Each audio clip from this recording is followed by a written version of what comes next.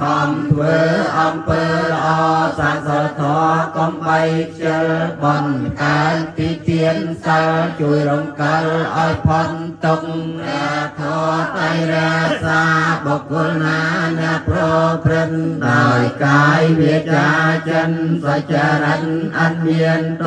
បុគ្គលណាអ្នកសំសំធម៌មុនមមស្អាតពងពួរប្រតិបត្តិមិនឲ្យខោនាំឲ្យ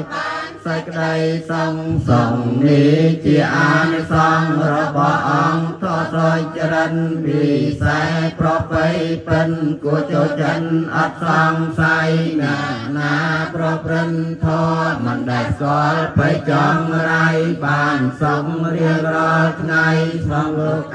នឹងបារលោកពេលនេះចូលនាងណាងកុំស្មោះស្មាញកុំស្មៅរងនាំគ្នាទៅបារលោកខំរីរាប្រាណនៅពីង